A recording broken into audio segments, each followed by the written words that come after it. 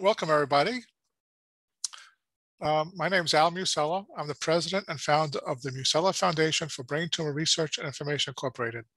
This is the final chapter of our Brain Tumor Awareness Month webinar series.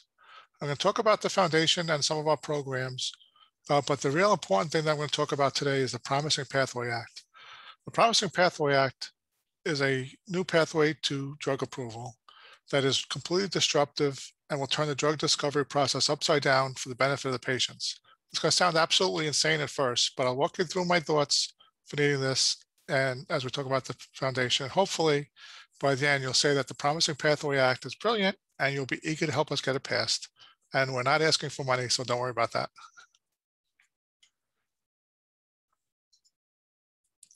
About the Musella Foundation, that's our mission statement.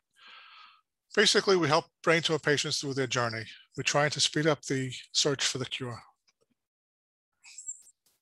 The early years, back in the beginning, before all this started for me, I was a podiatrist in private practice. Actually, before that, I was a computer programmer to work my way through college and medical school. So I had a good background. It's actually a perfect background for what was to happen later with my life. 1992, my sister-in-law, Lana, was diagnosed with glioblastoma.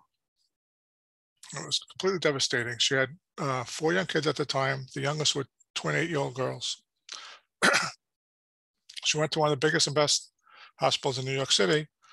They told her it was completely hopeless and she'll live about 6 to 12 months. They also said there was no clinical trials available for her because her tumor was just too large. That was completely unacceptable for us, so I went into research mode. That was the same year that Netscape was invented, which was the beginning of the web. But we did have CompuServe. So I went onto CompuServe and looked for a brain tumor support group, and there were none. They had support groups for breast cancer and lung cancer, but nothing for brain cancer. So I asked CompuServe if I could start one, and they let me. And I set up the first online support group for brain cancer. It was a big success. We had about 1,000 patients participating at its highlight for its heyday. And it was fascinating. So trying to find treatment options for Lana. I called the National Institute of Health and the National Cancer Institute, and they had lists of trials that they sponsored, but not lists of trials that were sponsored by the individual investigator or the drug companies. And the technology of the day was such that they couldn't even email it to me. They had to mail it to me. They couldn't even fax. It took about 2 weeks, and it was a completely useless list. It was just too small and not enough details. So I got the members of the online support group together, and I came up with an idea to survey every major hospital in the United States and create a database of treatment options. So we did it. We had all the volunteers go to every single hospital in the United States, and we compiled a list of about 150 different treatment options for glioblastoma. I created a database of it and put it on the web. That was really the first database-driven website for clinical trials for brain tumors and probably of any tumor that I know of. The National Institute of Health saw it, and they liked it. They invited me down to Washington to demonstrate how it worked, and they modeled clinicaltrials.gov off of our website, which was very impressive. So here we are. We have a whole list of the treatment options, but it still was difficult to figure out which treatment she should go into because we just had a bunch of words that were meaningless. So I had the idea that what we should do is create a registry of all the patients in the support group and use that. We would have each patient give us their information, all the treatments they were doing, and the outcomes. And we could use that to see which treatment options were working the best.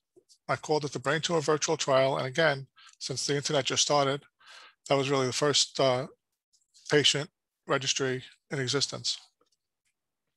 It turned out to be very useful. A few of the highlights for the trial was we noticed that the clinical trial of Tumor at the same time as radiation was doing better than any of the other trials about a year before the results were published. So the members of the support group heard about it. We talk about these things. And a lot of them used it about a year before anybody else really knew about it. One of the big problems with a phase 3 clinical trial is nobody benefits from it until about a year after it's over. So you usually have a 5 to 10 year period where there's knowledge gained that is completely useless. And that's completely unacceptable. Using our brain tumor virtual trial, we were able to get that knowledge in real time. And it helped many patients. I also used that data. I presented it to the FDA at the FDA approval meetings for both Avastin and Optune. Both of those only had a mild benefit. That was the Optune for recurrent, which actually had a 0 increase in median survival. So it was a tough sell to the FDA. I showed the data that we had in the support group that showed it did help some patients. The same with Avastin. We had actually better results than the clinical trial had, and we had a large number of patients. And I think it helped push the committee over the edge, at least to show them that there's groups out here that really care and we want these drugs approved. I think that may have been the first use of real-world data in FDA meetings.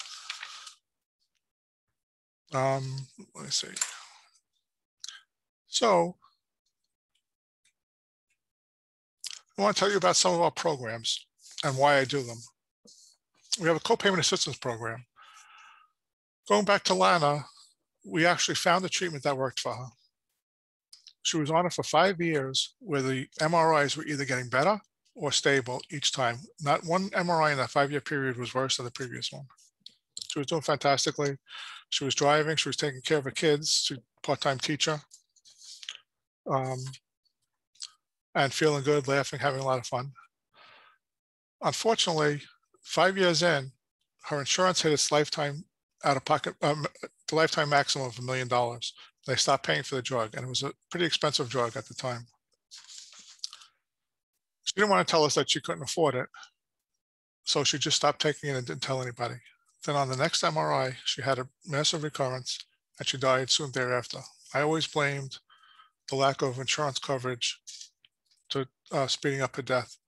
It's so sad that money would cause a problem like that. Then my own dad was diagnosed with glioblastoma in 1999. That was the year that Timodar was approved. He was one of the first patients to get a Timodar prescription. He walked into the pharmacy, and the pharmacist told him it would be a few $1,000s payment. And he was like shocked because he was just told by the doctors that, first of all, it's not going to really help that much. Second, that he's never going to work again. So money was a concern. And his health insurance at the time, this isn't saying that back in just 20 years ago, the maximum payment for drugs under his policy was $350 a year. And he already hit that. So it would have been a couple $1,000s for the copayment for Timodar, and he refused it. He didn't want to take money away from my mother, knowing that he's going to die soon anyway, and he knowing that he's not working. We didn't find out about it right away. By the time we did, my siblings and I chipped in and we bought it for him, but it was just too late. He only took 1 dose of it and he decided he didn't like it, and he died within about 3 or 4 months. So I blame both of their earlier deaths on insurance issues. And as I mentioned, we talk to a lot of patients, really a lot of patients. And one of the most common questions I get is, I can't afford my medicine, what do I do? We send them to other organizations that have copay programs, but most of the time, I would say 75% of the time, those programs are closed to new patients because there's just such an overwhelming need for these types of programs. So I started the Copayment Assistance program. Our program covers only Avastin, Timodar, Optune, and Gliadel. Eventually, we'll add more, but at this point, we're only open about half of the year. I want to wait until we open the full year before we expand any. And we only cover primary malignant brain tumors, and I want to expand to metastatic and low grade. We do cover DIPG and a few other pediatric brain tumors too. Each patient who is approved is awarded up to $5,000 in grants. If they don't use the whole entire $5,000, the remaining money is taken back and we recycle it to use for other grants. So far, we gave grants to 1,679 patients, had a major impact on these people's lives. Most of these people would not have gotten the drugs if it wasn't for our program. And even the ones that did, it made their life so much better where they didn't have to not eat because they have to pay for drugs. And the cool thing about our program is for a lot of people, that $5,000 grant will cover their maximum out-of-pocket expenses. So that for the rest of the year, the insurance covers everything. To see details about the program and apply, just go to braintumorcopays.org. It's not open to new patients right now, but we expect within the next week or two, it will be. So sign up for our brain tumor news blast to be notified when it gets approved, when it gets opened. Brain tumor research. We love brain tumor research. My organization awarded 156 brain tumor research grants, which is phenomenal. I get to talk to all these different researchers. We get to see how the projects go. We talk to them about the results, talk about their ideas. I help set them up with other researchers to collaborate on different things. And it's just great to be part of that community. I'm also on the grant committee for a few other organizations that totaled about 300 other grants. So I'm pretty heavily invested in brain tumor research grants. I get to see all the people and all the great ideas. The really unfortunate thing is, of all these 450 research projects, most of them are early research where the doctor has a brilliant idea and they want to test it in the lab. They test it in the lab. A lot of times it comes out good, but it stops there. They can't raise the money or even have the know-how really to take it to the next step of human trials and to try to get it into be approved drug. It takes a vast amount of money, anywhere between like $50 million and $1 billion to take a drug from that early stage through to FDA approval. The process is easily 7 to 15, even 20 years. So you have to find somebody willing to invest that much money and not get paid in 10 years, 10 to 20 years.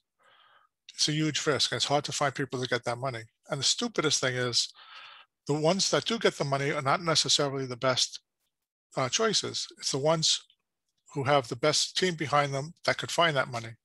So we know of many different research projects that are very promising and just sitting there waiting for the money. It's sad. So that's why we like to fund brain tumor research grants and why we need the Promising Pathway Act, because the Promising Pathway Act will let a lot of these projects get into clinical trials and become approved drugs. I'll explain that on a later slide. One of my most important grants, I shouldn't say most important, but most successful grants, was many years ago, we gave the first grant to a young researcher who wanted to develop a drug called ONC201. That was for the early lab testing. It came out really good, and he was able to find funding to take it into the drug development process. And it went into clinical trials, and the first clinical trials looked great. So our patient navigation program all of a sudden was saying, this is the drug of choice for all kids who have DIPG and diffuse midline glioma, all kids and young adults. Unfortunately, nobody could get it because the clinical trials were small and hard to get into. So we made a big grant of $750,000. It was a venture philanthropy type grant, which means we get money back if it's successful. Hopefully it's going to be successful. That paid for 133 kids and young adults with DIPG and DMG to get access to the drug. And we had some amazing results. Tim, who's going to be speaking in a few minutes, is going to tell you about one of them. Let me see. Okay, the patient navigation program. This is where it gets interesting. So we have the database of treatment options. We have the Brain Tumor Virtual Trial Registry. So the next logical problem is navigation. I told you I talked to a lot of patients. So since about the last 28 years, I talked to at least 5 new patients a day on the phone, 365 days a year. People call me on Sundays and weekends. Even today, I had a bunch of calls. That's about 50,000 patients or families that I directly connect to on the phone. With email, it's more like 20 a day. So that's about 200,000 patients. And in other words, I talk to an awful lot of patients and I get invested in their lives. I grow attached to them. I get really upset as they all die. It's terrible. But anyway, these people come to me because I have some experience with this and I have all these resources at my beck and call. And they ask me for my opinion on different treatment options. And for the last 28 years, I was giving them my thoughts, which changed on a daily basis as I hear more information.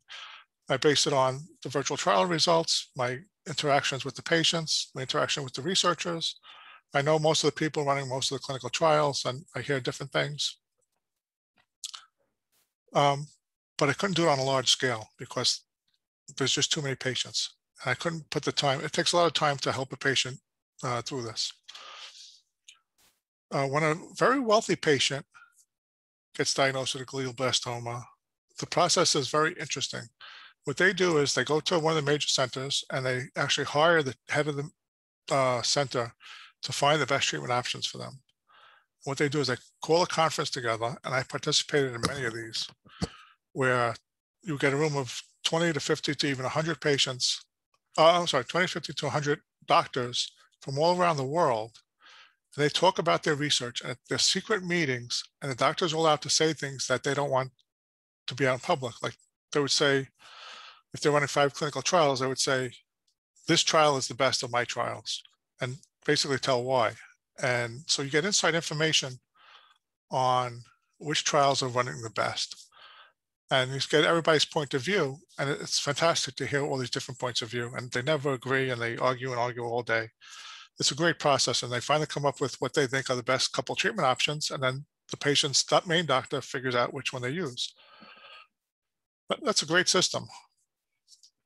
One day, a man, name is Marty Tenenbaum, who's the founder of another cancer organization called Cancer Commons. He calls me, and he tells me he has a wealthy glioblastoma patient, and they want to go through that process and use me as one of the experts. So we go through the whole system, we go through all the information I have, and we did some great work for this patient. Marty was really impressed. So he said, we have to work together and do this, and we have to find a way to bring this to the masses, because it's not fair that the wealthy people get access to a system like that, and me and you wouldn't be able to get something like that. We just couldn't afford it. So we got together, we formed a partnership. We were going to form a patient navigation program that was on par with the system that all these wealthy people get. And we were going to try to do it in such a way that it doesn't cost the patient anything. We managed to actually do it. We tried on our own at first, and we immediately ran into trouble because it takes way too much work. I mentioned the virtual trial, and the FDA wanted us to do it more with validity and more checking. And we found that to do that, we really had to hire a whole bunch of people, and neither one of us had the resources at the time to do it. Still don't. So Marty had the fantastic idea to spin off a for-profit company called xCures, and have xCures run the patient navigation program and run the registry the right way. We formed it, and as a disclaimer, I own some stock in it, and I'm a paid consultant for it. But we found a dream team of experts to help us with this. To get us started, we had 2 people who ran large contract research organizations and had the experience of creating and running and interpreting hundreds of clinical trials for all different types of cancer treatments. Then we got a PhD doctor who teaches artificial intelligence at Caltech. We had a whole team of PhD researchers with different specialties such as pharmacology, precision medicine, all sorts of high-tech things. Tim, who's going to be speaking on the next slide, is like one of the brilliant people who knows all of these molecular targeted therapies. So we got them all together and let them run the programs. They also ran our expanded access program for ONC201. They did a fantastic job with it. Can't say enough about them. The team is amazing. They have a team of programmers, nurse navigators who help patients through everything, data entry people, and it's just a wonderful program. We're going to have Tim talk now in a minute and let him explain how the program runs. So Tim, let me see if I could get you to share your screen. I got to stop my share. I got to make you the host. And can you share your screen?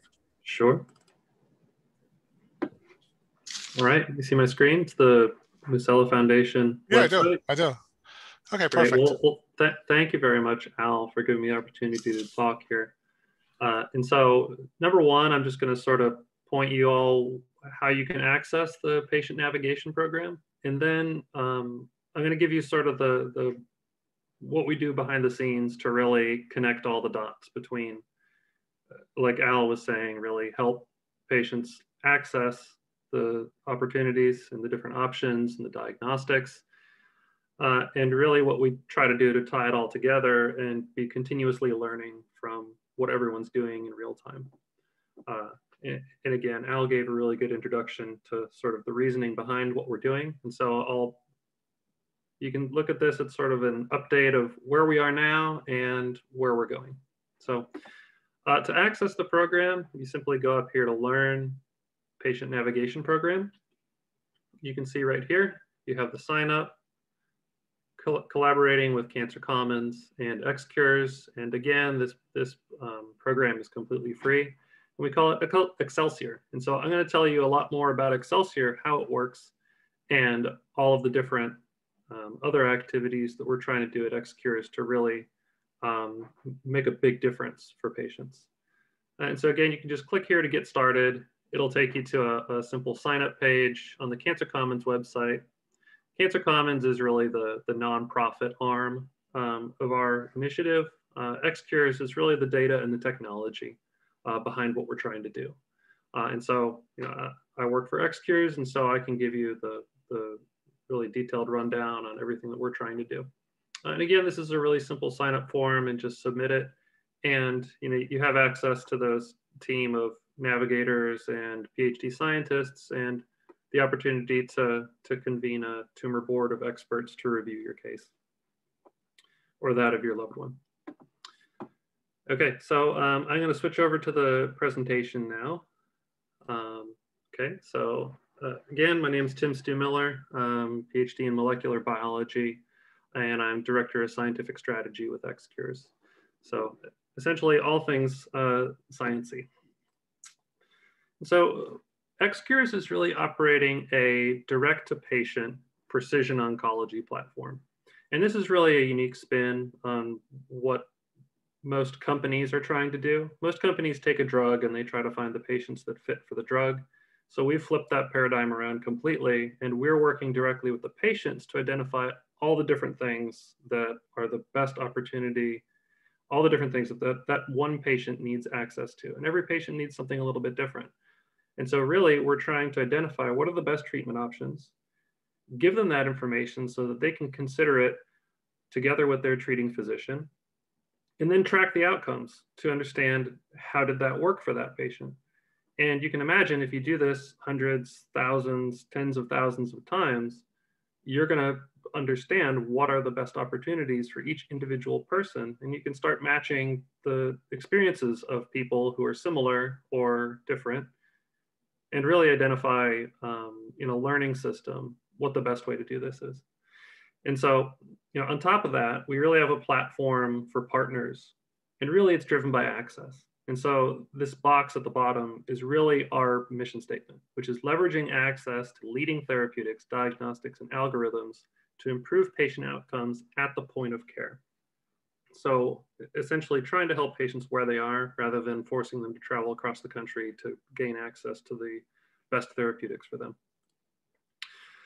And so this is really how we view our infrastructure: options, access, and outcomes. And so with options, that's most of what you're seeing on the surface from the patient navigation program, but there's much, much more that we try to do in the background. And so with options, we're sharing knowledge and really distributing from the leaders in the field that information in detail to individual patients. And we're providing decision support for treating physicians when they need it, convening virtual tumor boards, and again, identifying really the leading combinations and regimens rather than just single drugs. We're looking at combinations of drugs that are really going to make a difference. And so therapeutics are only so good if you can access them. And so we work directly with pharmaceutical and diagnostic companies to provide more widespread access. And this is done through managed access or expanded access programs, or in the context of compassionate use. And we also work directly with treating physicians to help support insurance reimbursement or prior approval forms. And underlying all of this is our outcomes registry, which Al discussed a little bit. It's called Excelsior. And it's really a master protocol in order to learn from the experiences of everyone. And so when you put all this together, we have a number of different nonprofit partners, including Cancer Commons, the Musella Foundation, and we're adding many more each month that goes by. And so we're also working with pharmaceutical companies. And really, the key here is the registry and the outcomes that we're collecting, they really provide benefit for all parties. And so this is clinical research that we can work together with nonprofits and with institutions for publications. And for pharmaceutical companies, it's the real world evidence to see how well their drugs are working out in real world practice outside of clinical trials. So a little bit more about Excelsior. What is it? So it's a perpetual trial, which is essentially a different way of saying it's a prospective observational registry. And so what does this mean? This means that we're essentially following patients doing whatever they normally would be doing, and we're not actually intervening in their care. However, we can actually layer on top of this registry actual interventional protocols, such as expanded access programs, master interventional protocols, and investigator-initiated trials. And so the registry is really sort of the base for us to do all the other things that we need to do. So there's really three core parts of this, which is direct access to the medical records. And so when patients sign up for Excelsior, they offer third-party right of access to their medical records, just like you were visiting a new doctor's office. We work directly with the treating oncologists, again, to help access different therapeutics, but also to ensure that we can follow you throughout your cancer journey. And really the important thing in the background is we structure all this data directly from the medical records into an FDA compliant database. And the reason we do this is because that's what creates the real value. And so there's a lot of different registries out there that are tracking patients that are really, they rely on the patient to fill out their outcomes. They're called patient-reported outcomes. And so we do the hard work instead of putting it on the patients in this registry. And so all we need is access to the medical records. And then our team, we have a whole team here based in North Carolina that their entire core operations is just taking the medical records, structuring them, and putting them into a format that's suitable for publications, for sharing with leading researchers, clinician scientists, so that we can really learn from the data that we're collecting on a continuous basis. And so again, sort of just shown in a simplistic way, we're centralizing this data. We're removing the burden from oncologists' offices, as well as the patients. It's FDA compliant data, and so it's ready to use in regulatory filings. And it's under a IRB approved master research protocol, Excelsior. And so this allows us to move very quickly. The registry is already set up. All the data collection and analysis is already organized and developed, all the processes. So this really allows us to move really quickly and both help patients and accelerate the development of the most promising drugs. So I'm going to go through a few case studies. This first one is what Al was talking about with oncoceutics. And so ONC201, this was a therapeutic that showed some real promise a few years ago at SNO, and they were just inundated with expanded access requests. And so together with the Musella Foundation, as well as some other nonprofits, we took over the operations of the expanded access program. And we enabled pre-approval access for over 130 patients that were ineligible for clinical trials over the course of 18 months. And so this level of recruitment to any sort of clinical study is really unprecedented. And that really says, how in demand this therapeutic was for this really rare population. And if you can look at the spider plot over here on the right, These were patients that were ineligible for other trials, and they were ineligible for the ONC201 trial as well. And so, expanded access is incredibly important, a mechanism to get therapeutics to patients in need. You see a number of these patients, they attain stable disease and even responses ongoing for a year, 2 years. And critically, because the data was captured in a FDA compliant database, it was able to be used for their filings. And so now the expanded access program data really comprises 20% of the total efficacy data that they're using for their NDA submission. And so this was a real proof of concept for us. And it really demonstrated that we can operationalize this sort of research. This is one of the patients that experienced an extraordinary response to ONC201. So this is a pediatric patient. He was essentially wheelchair bound. He failed previous lines of therapy. He actually screened for the trial at one US site, but they screen failed him because his performance status was too low. And so, we made some calls. We helped find another site who was willing to open the expanded access program. And we got it to him within a week. And now you can see his patient's been on drug for almost 2 years now. And he's experienced a 81% reduction, almost a complete response, continues to do really well. And he's attending school, can ride a bicycle. So this is a real success story that wouldn't exist if expanded access wasn't a part of Oncoceutics' development plan. And so we're very, very, very adamant about utilizing expanded access in every drug development strategy, particularly if you can capture the outcomes. Then it becomes a real win-win for everyone, especially patients. I can tell you about another program that we're running now. It's for Elixir Nib. It's for a first-in-class ERK inhibitor. And so, we work directly with the sponsor, Biomed Valley Discoveries, and we're really excited about this program because we've written the protocol to be very flexible, such that the primary inclusion is really just the presence of a MAPK pathway activating alteration. And this is, approaching half of cancer, and it's open to essentially any solid tumor. And a patient who's no longer responding to or refractory to standard of care. And so in this case, xCures is holding the IND. We're managing all the inquiries. We're working with the sponsor and all the adverse event reporting, and we're collecting all the outcomes. So they can use this to prioritize new indications, identify potential combination regimens, and accelerate clinical development. And so the real key behind this program is it really empowers the treating physicians and the patients to choose what's best for the patient. And so combinations are allowed with approved drugs after the approval by the sponsor, Biomed Valley.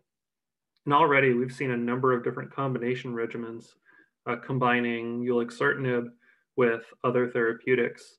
Again, because the patients have a combination of biomarkers, or if there's just some breaking clinical research that says a combination for a particular patient is going to be better than a monotherapy.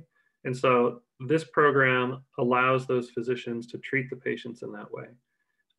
And we're trying to model this program for many other sponsors that we're speaking with now that have emerging post-phase 1, promising phase 2 data to see if we can run similar programs for other targets and really offer this to more and more patients. We've already had, so we've had the program open about 8 months, and we've already had an exceptional responder to ulixertinib on expanded access as well.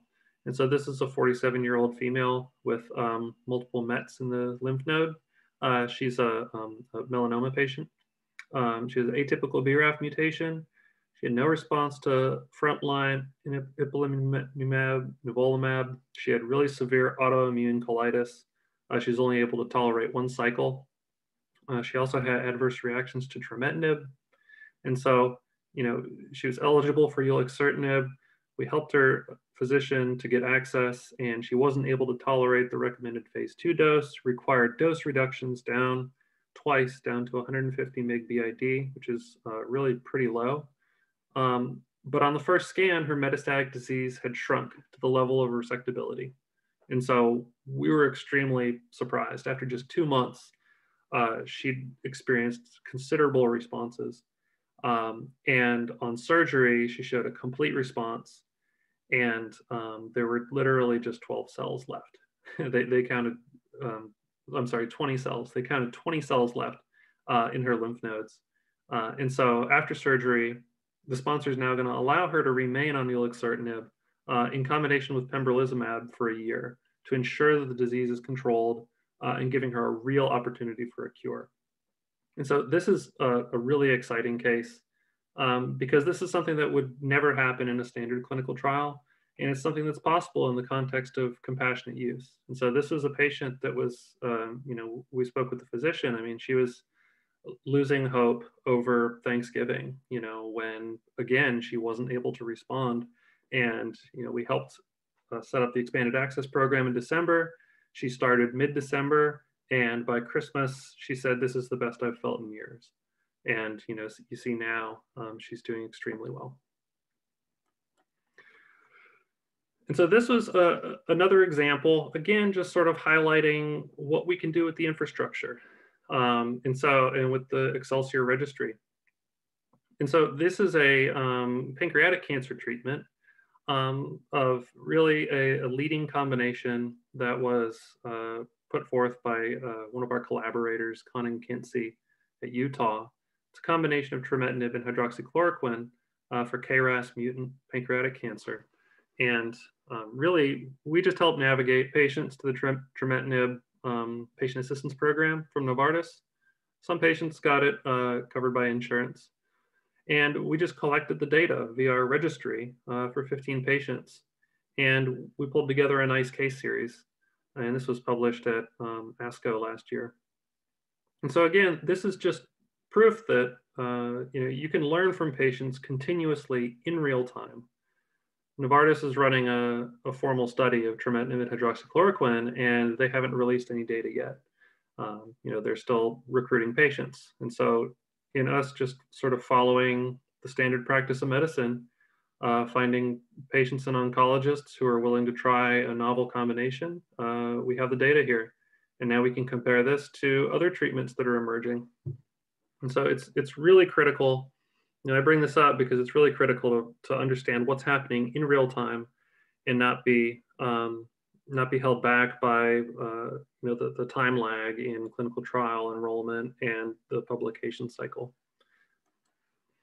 So the last bit, I'm going to go over our technology development. And so the first bit that I was talking about was really the operations that we have for clinical research. And so where we are now is we're really looking more broadly at what we can do with this registry. And so a little bit about real world evidence. So real world evidence is essentially what's happening in patients outside of clinical trials. And so, advanced cancer kills hundreds of thousands of people every year. More than 95% of patients can't participate in clinical trials. And so real world evidence is really the only way to understand what's happening. Patients want access and pharma wants evidence. And so we really seek to understand what's happening in all those other patients. And what it looks like is a really complex series of, they're trying all kinds of different things because there is no standard of care after you run out. And so the only way to really understand what's happening is to take that real world evidence, collect it, centralize it, structure it, and then use Bayesian statistics to understand what's working for whom and why and when. And so these are the real components of our platform as we see moving forward. And so we have the opportunity to generate real world evidence. So that's what I've went over so far. And we've done this through our master protocol, through our database, and our ability to sort of collect and organize data from patients within the registry. Over on the right, we now have an options library. It's essentially a comprehensive catalog of all the different therapeutics that patients could try across cancer types.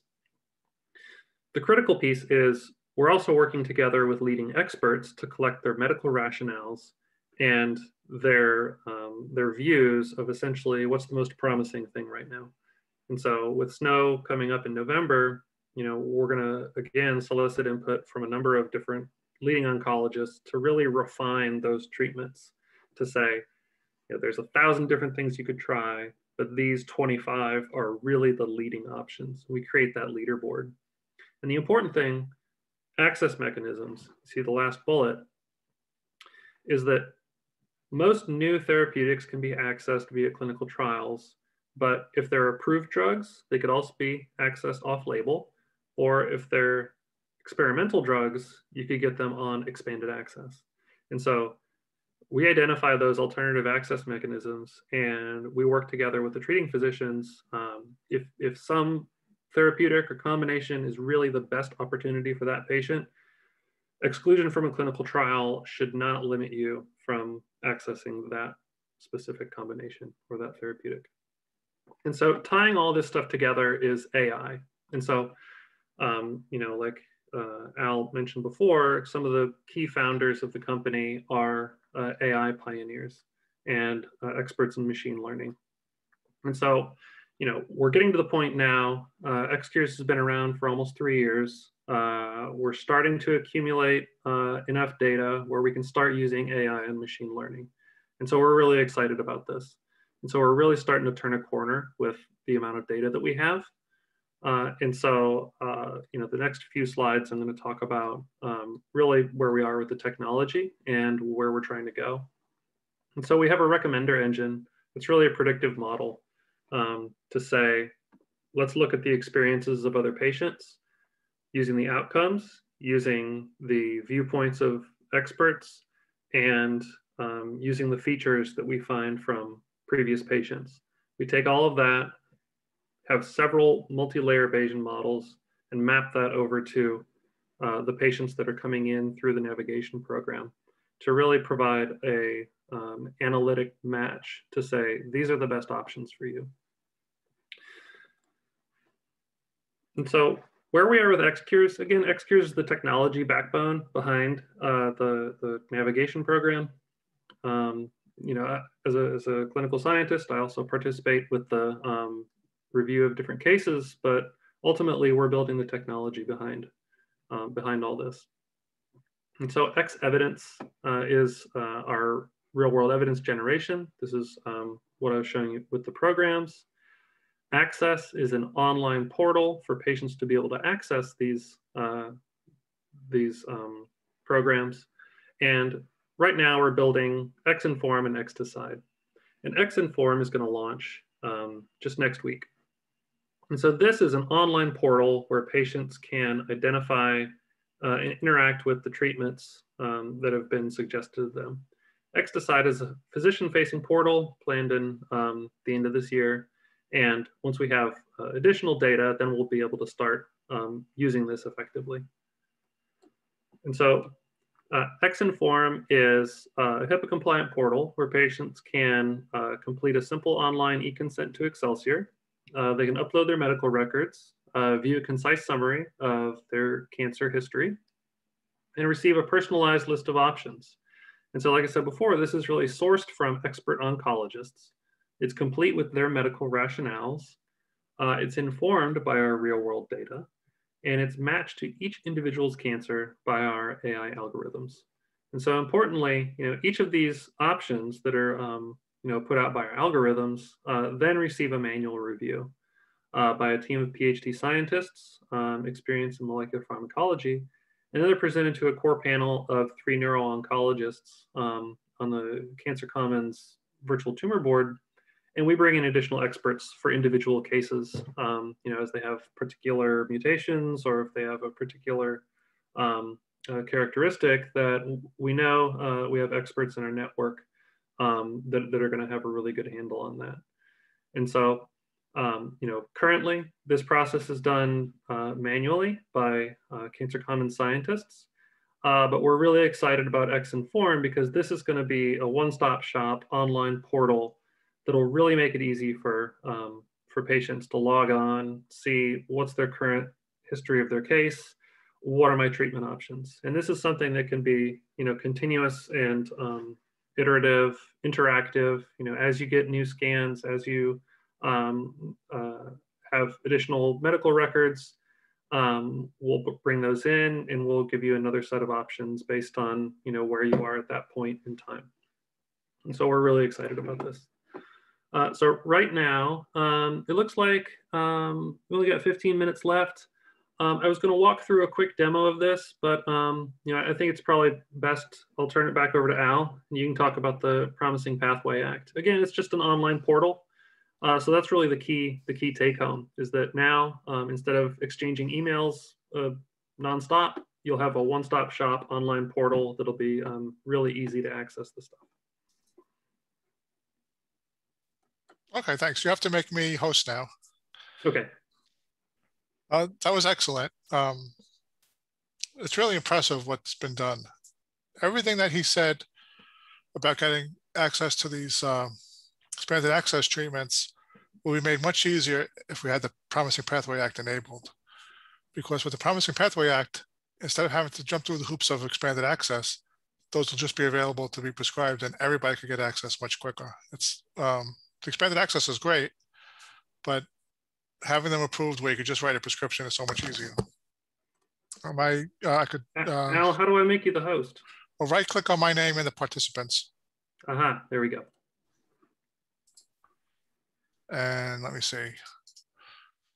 There I am. Okay, I got the slides again. Gotta move to the next slide. Promising Pathway Act.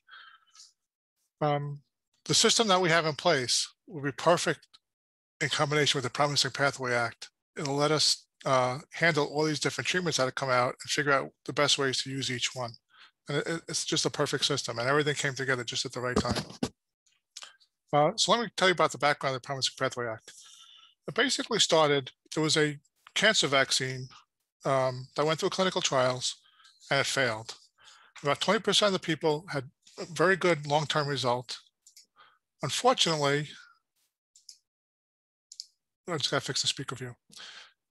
Unfortunately, it failed because the median survival didn't change, even though 20% of the people went on to become long-term survivors. The way a clinical trial is set up, it was randomized and blinded, and this one took like 10 years. So they didn't realize at the beginning that only people with 2 certain markers were going to benefit from it. At the end, they figured it out, so they asked the FDA, and I was actually at the meeting. There was a meeting between us, the Musella Foundation, the FDA, and the drug company, where we kind of begged them to allow accelerated approval just for these 2 subgroups of patients. And they said, no, you can't go back and look for subgroups because that's just fishing. You can always find subgroups that benefit, which usually they're right, but in this case, it made sense that these 2 subgroups would respond. And they didn't have the money to go back and repeat a $50 million trial, so nobody could get this drug at all. We wanted them to do a conditional approval or accelerated approval and require a registry, just like what we're talking about for the Promising Pathway Act. And they actually have the flexibility to do it, but they just said no, they didn't want to do it. They said, if you want to do what you want to do, you have to have the law changed so that we're basically mandated to do it. And then they would follow the law and approve it. So I took that as a challenge, as I did with many other challenges like that. And we found, I partnered with a few other nonprofits, including ALS groups and a few brain tumor, mostly pediatric brain tumor groups. We found a bill that failed that it was kind of similar for ALS. We contacted the senator who wrote it and asked if we could try it again, modify it to include brain tumors and get rid of all the problems that it had. And he said, yeah, go ahead, write it, and he'll take a look. So I actually wrote the text of most of it. And then we gave it to the senator, he loved it. But then he had 200 other people look at it and pick it apart and try to make it better. But kind of watered it down and made it a little messy. We're still working on the exact wording right now. But he introduced it into Congress last year. Last year was a mess with Congress with all the nonsense with Trump. So Congress didn't do anything last year, and it expired at the end of the year. He reintroduced it again last week, and we're still tweaking it because you got a chance to tweak it between different committees. Starting in about a week, we're going to start a massive campaign where we're going to try to get every senator, get people to write to every single senator, make phone calls, and have them co-sponsor the bill. We need specifically Democratic co-sponsors because the last time it was only Republican, and nothing could win with just Republicans. We need bipartisan support. The Democrats should be for this anyway because it's going to lower costs eventually. We'll talk a little bit more about the bill. Basically, I hate to say this, but it minimizes phase 3 trials. I always grew up in the last 20 years thinking phase 3 trial is the gold standard. You have to use a phase 3 trial. There's nothing that's better than a phase 3 trial. You can't approve a drug without a phase 3 trial. You can't really tell if a drug works without a phase 3 trial. Then I looked at the evidence, and over the last 70 years, there was about 88 phase 3 trials. Only about 3 or 4 were deemed successful. And of those, the average benefit to patients was from 0 to 4 months, which to me is not really that meaningful. At this rate, we're going to have a cure. It's going to take at least another 200 to 300 years. Seriously. There's a lot of problems with phase 3 trials. I know it's blasphemy to say get rid of phase 3 trials, but they're so rigid and they delay the gain of knowledge. As Tim was saying, we have immediate knowledge of how things are working now. Whereas in a clinical trial, a phase 3 clinical trial that lasts 10 years, if they make a discovery in the first year, it's not going to benefit patients for 11 more years because it's a year after the clinical trial ends usually. We need to cut down that the time from the discovery to the time when it's useful data so that we get more iterations and we get more chances of getting to the cure. I just hit 61 years old. I want to see a cure in my lifetime. With the current system, it's impossible. We need to get massive change and look at it from a different point of view. A phase 3 clinical trial is designed to find the best patients for the trial and make the drug look good so the drug gets approved, which is the opposite of what I want to do. What I want to do is find the best treatment option for a patient so the patient does the best. It flips the whole system upside down. I think that our system that Tim just described can take the place of a phase 3 trial, especially since we'll be tracking every single patient who uses these drugs. As he mentioned, about 95% of the patients don't enter clinical trials. So the people in a clinical trial don't necessarily tell you how the drug is going to work in the main population. For example, minorities and poor people are very underrepresented in clinical trials. A poor Black person has very little chance of getting into one of the better trials. They get into the worst trials, which is another crazy thing, but they're not going to get into the best trials for many different reasons. And that's completely unacceptable. Under our project, they'll have the same access as anybody else to these treatments. So by replacing a phase 3 trial with, you go to a phase 1 trial and a relatively small phase 2 trial, just to see that it has safety, at least comparable to Tumor and Avastin, and it has a biological effect, a positive therapeutic outcome. And the therapeutic outcome doesn't have to necessarily be survival advantage.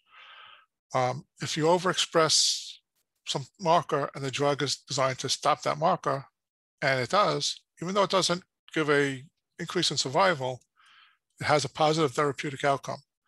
Because say you have one pathway that's overexpressed in the tumor and it's driving the tumor growth. You give a drug that blocks it, immediately a second pathway is going to take over and the patient's not going to live any longer, so you don't see any benefit. But if you could block that second and maybe a third pathway, you get to the point where the tumor really can't, they're not that smart. They can't figure out a fourth way around these pathways, and you might have a shot. So we need access to these drugs that have an effect, but haven't necessarily shown the average patient does better, such as the vaccine that I mentioned before.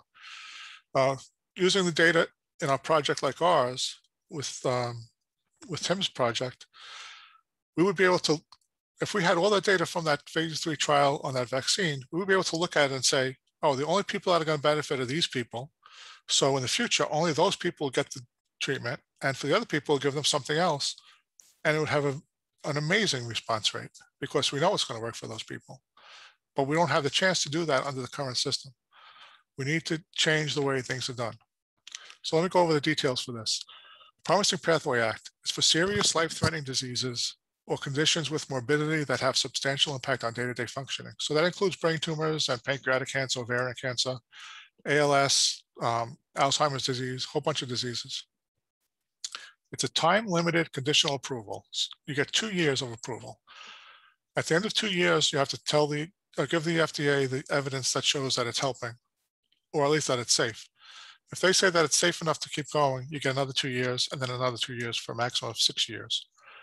If you show an improvement of up to, I think the number that we use now is a 15% improvement in a specific outcome that you pre-specify, such as overall survival or survival at 1 year, you could convert that to a full approval and you get into the full, you're just treated like a full approved drug. Patients who use these drugs have to go through a consent process the same way as if they're going through a clinical trial. It's actually not going to be as intense because the consent process for a clinical trial is a little overwhelming. We went through that many times and you have so many pages of paperwork that patients never really read it, they just sign it. We'll have a useful one. Hopefully it'll involve videos. We're discussing that right now. And it's okay to for patients to say they want to try a drug that's not completely tested because the alternative is certain death. So there's really nothing to lose. Same as going into a clinical trial. And they must agree to be followed in the registry for safety and efficacy. The drug company has to pay for the registry. Here's the key. This is one of the major advantages over the current pathways like right to try. Insurance cannot reject paying with the excuse of it being experimental. I have a lot of experience with getting insurance companies to pay for drugs. I was instrumental in getting Medicare to pay for Timidar and Optune, and I helped a little bit with getting Medicare to pay for Avastin. We help a lot of patients get access to drugs, get the insurance companies to pay for drugs.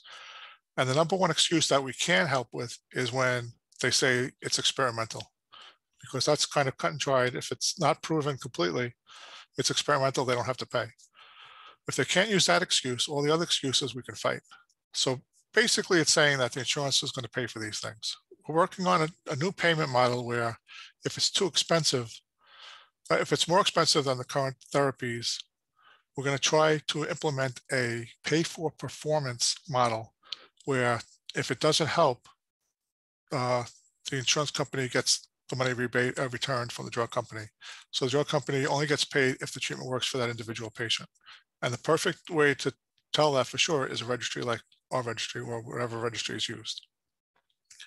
Another problem they had with right to try and expanded access even and making combinations is the doctors worry about the liability of using untested combinations.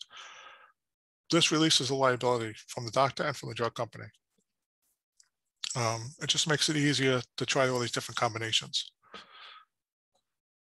And that's basically the Promising Pathway Act. We're hoping it gets implemented. If it gets implemented, I would say another 5 to 10 drugs would be approved for brain tumors within months. And would have a lot more choices. Once you have this many drugs, if they all work about the same, they're going to start competing on price. And if they compete on price, you're going to drive the prices down.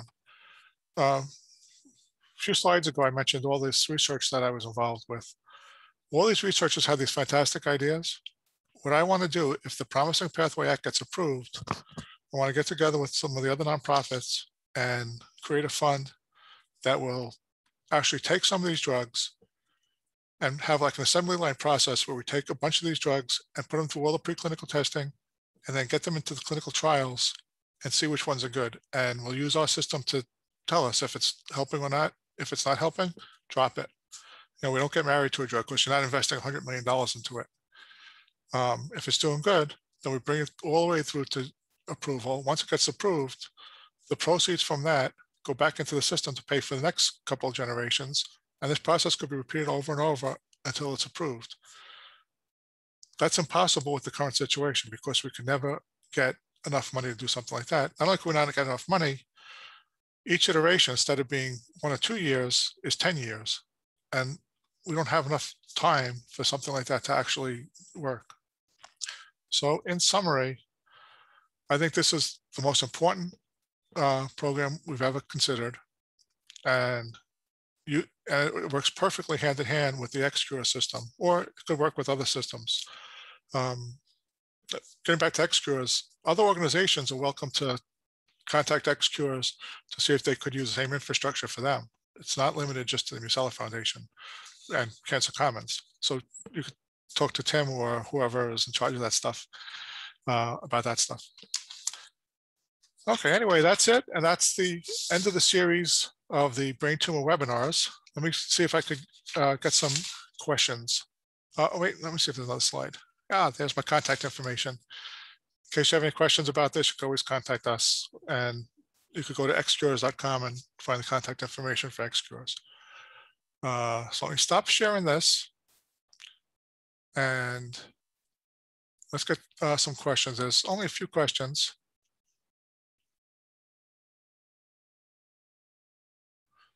Oh, that's an interesting question. It says, as the bill is written currently, would the Promising Pathway Act require the FDA to grant these approvals or simply authorize or permit the FDA? It actually requires them, and it gives a great timeline. It requires them to approve it within 60 days of approval. And if it has, the wording is a little fuzzy on this, but if it's done during a pandemic like now, the timeline is even less.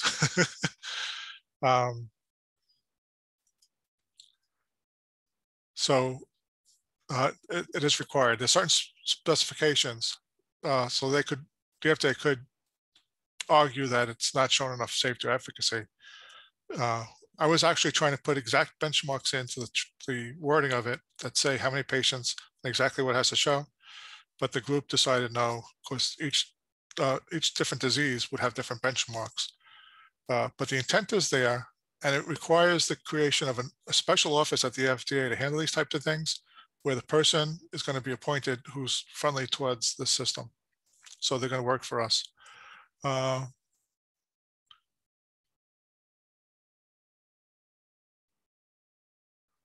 That's an interesting question. Somebody asked if they went through a patient navigation program last year, do they have to fill out all these additional forms? Tim? Yep, so I typed the answer in. No, it's not required to go through the new forms. If you're already working with Cancer Commons, for example, you can just reach back out to your the patient navigator or the scientist that was working with you. We'll get everyone rolled over into the new portal once it launches, but it's not required by any means. Good. I just got to look on Facebook for a few more questions. I have 10 different places where I get questions from. Okay. Why doesn't the navigation program work outside the USA? Do you want to take that, Tim? Sure. Yeah. It's two questions or 2 points. So number one, it's resources, and number two, it's just familiarity and laws. And so the registry, as it's written right now, is based on HIPAA, which is the U.S. law for sharing medical records. And again, we try to make it as simple as possible on the patients. And so, a part of that is we do the work of going through your records. We don't bother you about it. And so, again, we've had this question over and over and over and over again, and it's on the roadmap for us to move into other countries. But we just haven't bitten off the regulatory and data privacy laws that we have to get by for Europe, for example. Oh, good. But next is likely going to be Canada and Australia because they're the most similar to That's great. In the US. I didn't even know that. Mm-hmm. What types of tumors can you handle? We can service any cancer type. We're obviously the strongest in brain cancer from the partnership that we've had, Al. And we also have a lot of expertise in pancreatic cancer. But we're sort of moving logically into different cancer types, but that doesn't preclude us from helping anyone. And so other expertise we have is colorectal cancer, and we're building out a bladder cancer program. But once again, we can help anyone with any type of cancer. That's good. This one's for me. Why spend more money on co-payments than on research? That's an excellent question, and I get that kind of often. The answer is, when you donate to the Musella Foundation, I don't want to bother going through the whole website again, but there's a spot that says, how do you want the money used? Research only. If you click that box, 100% of your donation will go to brain tumor research. Or you could select for copayment assistance only, and 91% of the money will go to copayment assistance, and 9% goes to the administration of it because it's expensive. It's very time consuming to run a program like that. Or you can pick wherever is needed the most. When you pick wherever is needed the most, it never goes to copayment assistance. It's first the overhead of the foundation, and then goes to our programs such as our educational materials. We write the guide for the newly diagnosed, a whole bunch of different things. So we always like you to check the box that says anywhere that's needed, because that makes it the easiest for us. But when people say this money is only for copayment assistance, we have to use it that way. So they're different funds. So we just use up the funds as fast as we can. One of the nice things about the copayment assistance program is we had started with some seed money, which was nice. And then we handled a lot of patients in the program. I forget the exact number. I should probably look it up. It was 1,600 patients. These 1,600 patients were all very happy with the program. Unfortunately, of course, a lot of them die. And when they die, we don't require donations. We never even ask them for donations. I'm very careful about that. Like, I didn't ask you guys for donations tonight. But these people, they're appreciative, and to show their appreciation, they say, instead of flowers, make a donation to the Copayment Assistance Fund of the Musella Foundation. And that's been funding a lot of the Copayment Assistance program now, and the money goes directly to that. Some people, when they die, they say send it to brain tumor research only, and we honor whatever wishes they have. But that's why it's split like that. We have no influence over the split. It's wherever the money comes in, that's where it goes out as quick as possible. I forgot to mention ClinWiki. ClinWiki is another project of ours. Let me share my screen again. Can I share my screen? Let's see.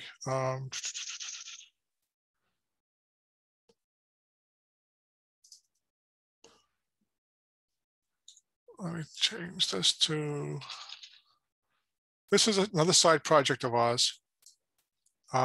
When you click on find treatments, there's two different ways: a self-service way or the full service patient navigation program, which leads to what Tim showed you. ClinWiki is a nonprofit organization that we partnered with.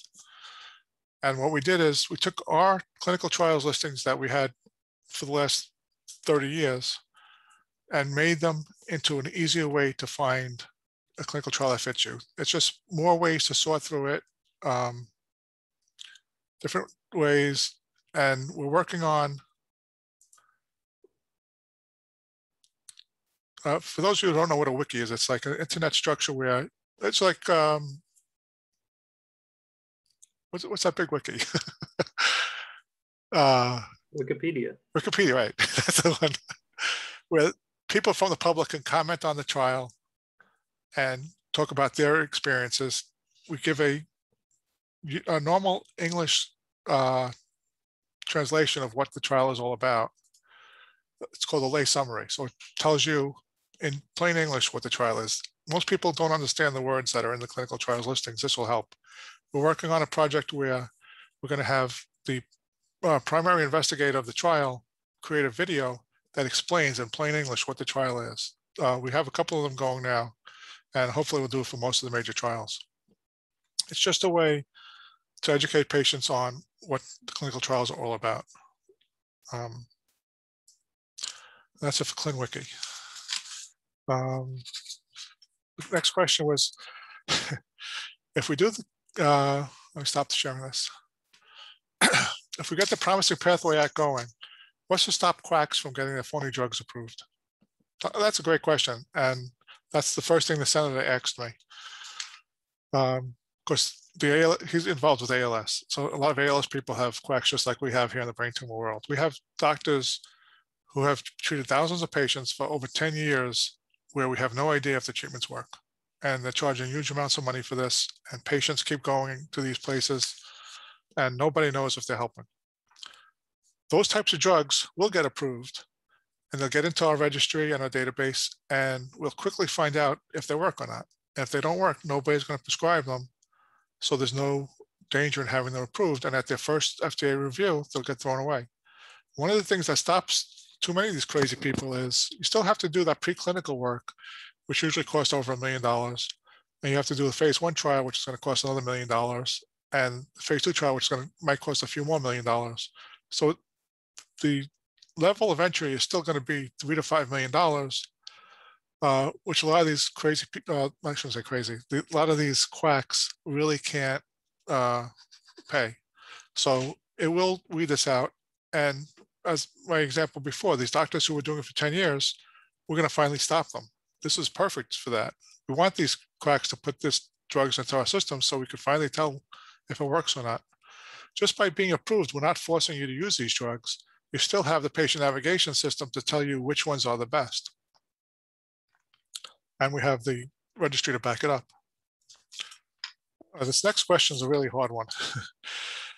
Why am I not hearing about the Promising Pathway Act from the other brain tumor organizations? That's like a really tough question. The short answer is I am talking with one of the larger organizations and they're reviewing it, but the larger organizations have to go through they have to go through a process to get on board with something like this. It takes a lot of time and a lot of people agreeing to it. And this is a disruptive idea. Unless you really dig deep into it, significance doesn't hit you right away.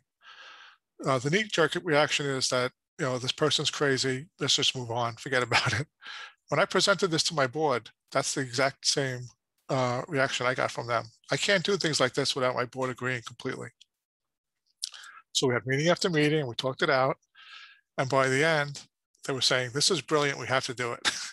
But when you first hear it, it sounds strange because, face it, these guys make their money on phase 3 trials, so they're going to wind up making less money. We're not eliminating phase 3 trials, we're just minimizing it. But they see that it's really the only way forward is to be able to use these combinations, get access to these drugs on a large scale, not just within clinical trials or even expanded access. I love the expanded access programs, but it's not the same as having these drugs approved. Let's see what else. Let's check Facebook one last time. Because we have a lot of people watching on Facebook. Very few people watch live in the Zoom room. I don't know why people like Facebook so much.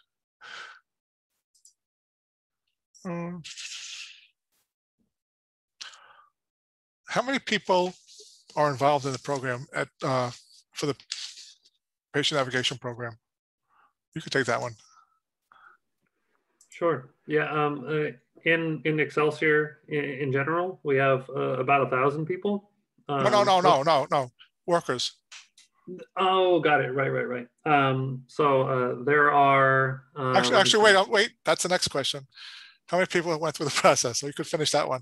Yeah, sure. So I'll finish that and I'll come back to the other one. So across cancer types, we have about 1,000 people within the actual observational study. And about a third of those are CNS cancers. And so, we have over 300 patients. Not all of them have gone through the patient navigation program, but I think at least 100 have. And so, and how many people do we have running with it? We have a team of 4 PhD scientists now, a patient navigator, and a core group of 3 neuro-oncologists, but we have a network of over 50 neuro-oncologists that we draw on. Again, if there's some particular aspect of a case, we'll ping one of those experts. And also we have a network beyond neuro-oncologists. And so if there's experts in some particular signaling pathway for a cancer, even if they're a melanoma doctor, for example, we'll ask them about the case. And so, we try to get a lot of different opinions. And this also includes radiation oncologists and surgical oncologists, as well as medical oncologists. And so, again, xCures is really the the data and technology backbone so that it's really simple to scale this type of stuff. So we're able to accomplish this with a pretty small team of navigators that then connect the data to a number of different experts in oncology to get the real opinions. You touched on it, but how do you get the medical records? Like, what does the patient have to actually do? So patients have the option to upload whatever records they have on hand, or they can just simply give us the names of the places where they've received care. And so on the new portal, again, I didn't get through the walkthrough, but literally you can say, I don't want to upload medical records. And you just say, I'm at UCSF. Like, that's all you need to say. And they have the consent that allows you to. Yeah, and as part of that, you sign a consent. The consent is two pieces. Number one, it provides us access to your medical records. Again, it's just like going to a new doctor. You sign a HIPAA release for your medical records.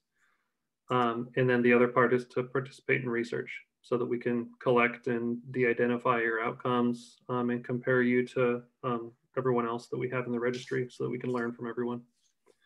Yeah, and so we'll just reach out to your doctor's office and just ask for your most recent records. Okay, the last question. I talked about my sister-in-law, Lana. They asked what drug was she on. I didn't want to say it because a lot of people tried it because of her, and it didn't help that many. They did a clinical trial of it, and it helped about 10% of the people, which is pretty good. But it wouldn't be my first choice of treatment. The drug was high-dose tamoxifen. There was one article on it at the time where it helped a few people. So we got our doctors to prescribe it, and it worked for her. But we know a lot of people, we actually do know some people that it did help, but we know a lot more people who it didn't help. So it might be worth looking at. She had a chemosensitivity test done, and tamoxifen was listed as one of the better drugs to take. So we did it, and it worked. That's about it. We went 18 minutes over. I want to thank everybody, and please subscribe to our Brain Tumor News Blast. It's right on the website, virtualtrials.org. And we'll tell you when it's time to start writing the letters for the Promising Pathway Act. It's going to probably start in a week or two. And we'll send out the news blast. I'll put it on Facebook and my website. And thanks, everybody. And thanks, Tim, for taking time out of your holiday weekend. Yeah, thanks, everyone. And thanks, Al. Bye-bye.